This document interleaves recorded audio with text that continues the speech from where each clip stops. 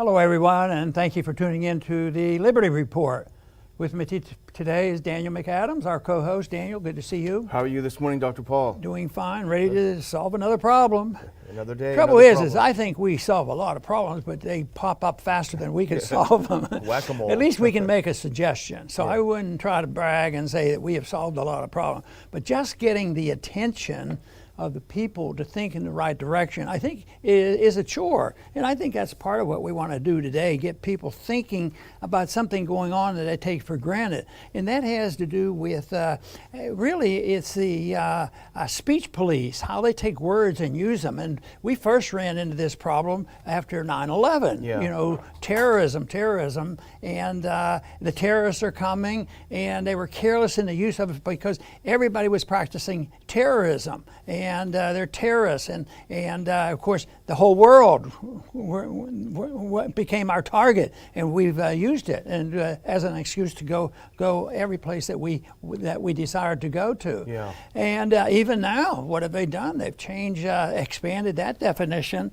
because it's domestic now. Yeah. You know, because they know the Constitution is supposed to protect us against foreign affairs and domestic affairs. So it's something that's very important. But I want to talk today about another word that has seemed to be carelessly used, and that's a conspiracy. Yeah. You know, if you're a conspirator, you're automatically a bad guy. Yeah. And if it happens to be that you believe in something that a lot of people believe, and you're in disagreement with a certain group, and the certain group has control of the speech police, all of a sudden, we'll get them. We'll just call them a conspiracy person. Yeah. And that will, you know, discredit them, and there'll be a mixture of things there to know who the speech police are and who's being charged for what crime. They don't start with the basic assumption that we have freedom of speech to express ourselves. It's certainly in the U.S. Congress, you're supposed to have it. But right now, as we speak, I think they're trying to deal with this in the Republican Party. But how are we going to deal with this young Republican woman that's speaking out, and she's not conventional? I don't know the details of all her beliefs, but she's not conventional, which sort of interests us, you know, because the convention is you just go along to get along, and you don't say boo and get on the right committee and raise your money and do all this. But evidently she has stirred up the controversy, and that is Marjorie Greene from Georgia. And I think if the little bit I know about her, she usually takes a position, you know, like gun rights. She believes in the Second Amendment and a few other things, and that's extremism, and that's conspiratorial and all this. So it's been decided that the Democrats really have piled on, and that means if it's difficult defending her, then of course the Republicans have to join in too, and go after and criticize her for these beliefs. But this is a little bit complex because you can say things, you can do things. In Congress, you can say things and do things. But this whole idea that there's a conspiracy, and she expressed herself in some areas that I don't even know what that conspiracy is all about, but she was expressing herself that was controversial. Yeah. But I work from the assumption that everybody is a conspirator, and it all has to do what you're defending. You know, are you defending A issue or B issue, or which side of this issue are you on? And so you know, in a way, RPI is a conspirator for liberty. We get together, we're trying to gather our friends up together to get support. And of course, we don't want to do it in secrecy. We want our stuff broadcast. But anyway, we conspire to promote our cause, and sometimes we run into trouble with the speech police and other things, or we run into problems on lockdowns. That tends to interfere with what we want to do. But I think in many ways that everybody is a conspirator. But I think what they're trying to talk about, that there's a secrecy going on and nobody knows about it, and I would agree that there is some of that, because just think just how FBI, but just how the Federal Reserve is run. That's secret. wonder if that's a conspiracy. I tend to think that it's a big one. Yeah. They control everything when it comes to money and interest rates. He's very, very powerful, but no, they're not considered. I don't think they're complaining about Greene because I'm sure, my guess would be that she supports our position on the Federal Reserve. I don't think that's their beef. Yeah. Their beef is something else, and it usually boils down to a political thing that they don't like. And sometimes it's just the fact that people speak out, and they don't like that because it's challenging the status quo. I think they dislike her. Somewhat like why they don't like Trump is he's blunt, he speaks it out, and she speaks it out, and it probably challenges them in certain ways. It's like saying, you guys aren't doing a very good job, and that's why the American people are upset.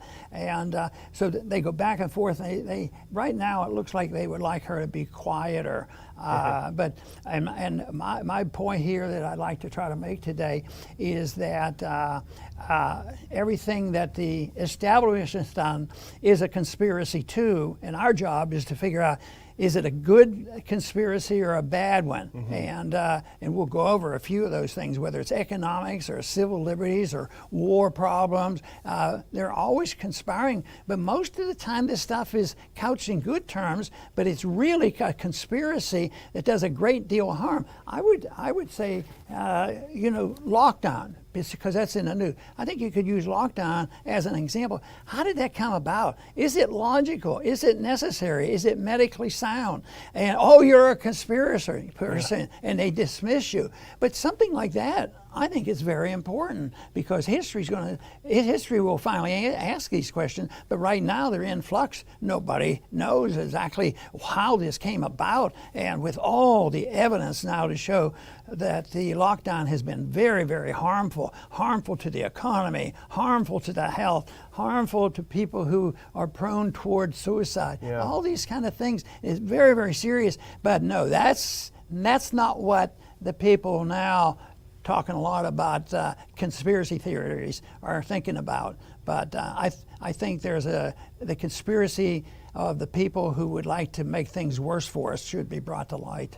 And not to disappoint some people, but we're not here to defend Marjorie Taylor Greene at all or anything that she said. And in fact, I read about what a horrible person she was, and so I tried to figure out what she said that was so bad. I really couldn't find very much, but I'm sure there's plenty of objectionable things. One of the things they said is that she liked someone's social media post that was threatening violence against Pelosi. She hit like before she even ran from Congress, and that's why she should be kicked out. Well, I wonder how many people liked posts celebrating Senator Paul getting attacked by his neighbor. That's okay. But it's a lot of interesting things happening right now, and that's why we wanted to bring this front and center. And as we say, it is in the news because the House Republican Conference, I believe, is meeting today to figure out what to do with this woman who's causing them all kinds of grief and causing the Democrats all kinds of glee, because no matter how much they claim they want to be rid of Trump, the Democrats can't let go of Trump. They want him to still be front and center so they can keep throwing rotten fruit and vegetables at him, but they pretend they want him gone. So they're meeting to discuss, and she actually, the House minority leader, met with her last night. Kevin McCarthy met with her last night, and apparently, from what some reports are, he tried to get her to apologize for all the horrible things she's done, and she said no. So she's a thorn in their side. I think at least 67 House Democrats have called for her to literally be expelled from Congress, which is sort of ironic because that would overturn the vote of the people. Isn't that the thing they were just complaining about? What Trump was trying to do is overturn the vote of the people in her district. But it's interesting today, and certainly the Senate, now minority leader, used to be majority leader, has chimed in on it, and now he's chimed in on the side that she's pretty bad news. This is the senior senator from Kentucky, and I'll throw out just what he said. Loony lies and conspiracy theories are cancer for the Republican Party and our country. This has nothing, and then he goes on to say some theories, which I don't know if she holds or not. This has nothing to do with the challenges facing American families, and this is a funny part, Dr. Paul, or the robust debates on substance that can straighten our party. And I went, what robust debates is he talking about there? Oh, those were the ones I used to lead there. They always wanted me in there because I would contribute something. Robust debates. No, the door got closed before I got there when they had a real debate. Yeah. But, there was the biggest conspiracy theory that came to an end, or at least, yes, I would say it's come to an end, which is very, very important because I was on both sides of this. And this has to do with the assassination of President Kennedy. Yeah. Because I was in the Air Force then, I was a military officer in Texas at the time, and it was high on the agenda, and I thought this was a lone wolf. Oswald did it. They have the evidence. They had the commission set up, and the Warren Commission said that it settles it. One person, and yet, and I imagine, I bet there was a lot of people that were saying the same things I did. Well, I guess that's it. I mean, who are we to know? And I imagine 80% people, my guess would be, that supported that thesis. But as the time went on and more people talked about this, the conspiracy people, these bad conspiracy people, the ones who seek out the truth, they dug into this. There's been books after books read on this, and it sort of has fascinated me to look into it. So I certainly came to the conclusion that it wasn't Oswald probably didn't even have bullets in his gun. When you really look at this. So, but that was a conspiracy that if you didn't believe in, you were un-American. But now it's totally shifted, and that's why. The conspiracies are very common. There are two sides to the argument. You should be more objective to it. You should look at the people who are stating a strong position, whether they have any axe to grind. Are they getting any benefits from it? So you might look and say, well, this whole thing about lockdown doesn't make any sense. But does anybody benefit from this? Maybe so, and that should come out, and it should be at least studied, and eventually there will be more truth about it. But right now, I think it's very much in flux. I think there's a transition going on. I think there's less blind acceptance of believing everything that Dr. Fauci says is the gospel, and that we have to do it, because we report so often where he's been on two sides. Two sides of one, two positions on one issue. So this to me is the important thing to realize, that conspiracy theories is just a word to use to demagogue and destroy people and not have to think about it. And that if you're talking about the danger of language, what about the danger of policy? Which is to me, that's conspiracy. If you look at it, there's so much goes on. The whole way they legislate is a conspiracy, because it's not really done out now. Oh yeah, we have committee hearings. Yeah, we do, and then we have joint committee hearings. We go to the Rules Committee, and then we have joint conferences, and and then the bills are this big, and they bring them to the floor a week before Christmas, and people vote for it, and nobody reads it. It's going on at this very moment. The bills are so big, and you say, well, is that a conspiracy? Oh no, it's just tough. We have a problem getting all our work down with the virus that's eating us up. But they never ask the question, has that been overdone? Is there an exaggeration? Is unnecessary? Is some of this stuff not even worthwhile, and is not productive at all, and not done under the rules of the Constitution?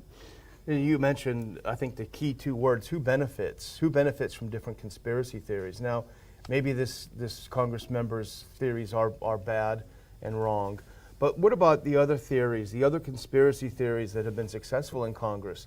What about the conspiracy theory that Saddam had weapons of mass destruction? Everyone seemed to believe that was a good one. Well, who benefited? Well, a lot of the military contractors benefited. What about the conspiracy theory currently running, which is that Iran is just days or hours or seconds away from a bomb? That's a conspiracy theory, and that's certainly fine in Washington. Or what about the conspiracy theory that on January 6th, Donald Trump led an insurrection to overthrow the government of the United States? That's a pretty heavy-duty conspiracy theory, and in fact, Congress is so deeply embroiled in that conspiracy theory that regardless of the senator's claims about robust debate, they're actually taking time away from robust debate to impeach a person who doesn't even hold office. You talk about a big conspiracy theory there. Well, you have to believe it because, I was going to say there were a lot of guns there, but the guns they weren't there with Trump. Trump wasn't in the building at all. And of course, they had to stretch it a little bit. But that's a different thing. But your point is well taken that that people see this, and it is a theory, that there's a coup going on, a coup without guns. That's a pretty neat trick, It's an ideological thing. So this is something that I think is going to be around for a while and be a real challenge to us. But I think this is all what history is all about, and all about politics. And I'm sure it's been with us for since our country started. At the very beginning, there would be people conspiring. At the local level, there are laws against city councilmen, getting together and talking over city business. But it wasn't announced. It's not an official meeting. Yeah. They can get into serious trouble with it, just getting it together and talking about it. And I guess they think they're conspiring, which makes good sense. That if they are really doing business on the QT, that would be something. But they are careful about that. But to call everything a conspiracy and that we have to punish people, so it'll be interesting to see what happens, because she's already been punished to a large degree, because she's been pointed out because she says bad things, supposedly. So, but that to me is sometimes just distraction, and the big conspiracies, the things that people were ridiculed for, and the things that government does, which kills people. And if it's conspiring to give us free medical care, well, what if it ends up inspiring suicide or giving them bad medicines or whatever? What if the lies told that get people ginned up for, I got to send my kid off to war if he dies as he's dying for his country? How about the 60,000 people that died over the lie of Gulf of Tonkin? Yeah. That issue really stuck with me because that was when I was drafted. I didn't get sent to Vietnam, but I did physicals on a lot of people that did go and didn't come back. Yeah. But that is, and it turned out that it was a lie. And the members of Congress, went along with it at the beginning. There should have been more people challenging this. Maybe they were the conspiracy people. Maybe they should at least be listened to. Well, don't call them conspirator. Tell them they're people who want a full discussion. Yeah. It's just because you want a discussion and you disagree with the status quo, you shouldn't be given a bad name that you're a terrorist or a conspirator.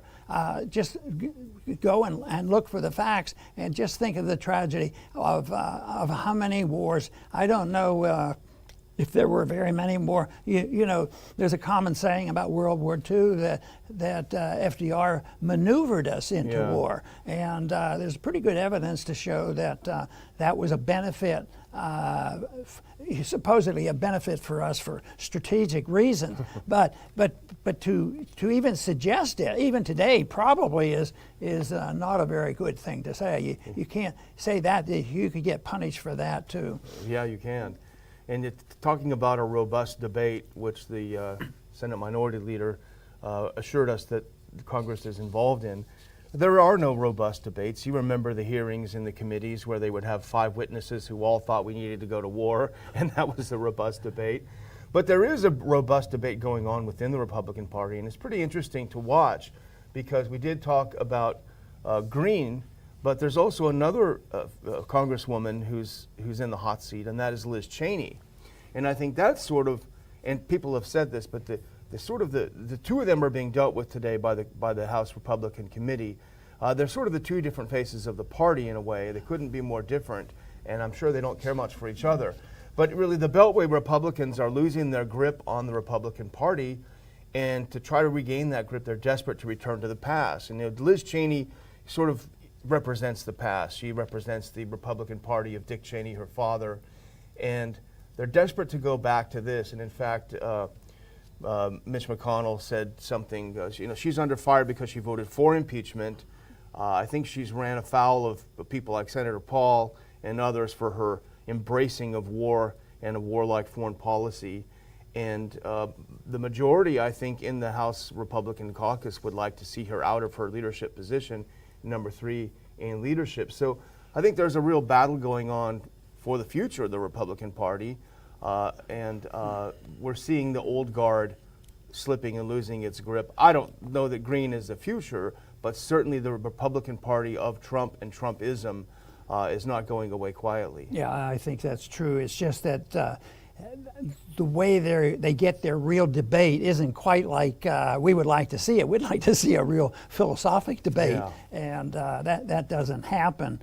But we talked a bit about intervention overseas and going to war without declarations, and if you don't agree, then you're unpatriotic, and if you don't agree that Edward Snowden needs to be imprisoned for life, then you're un-American, and that sort of thing.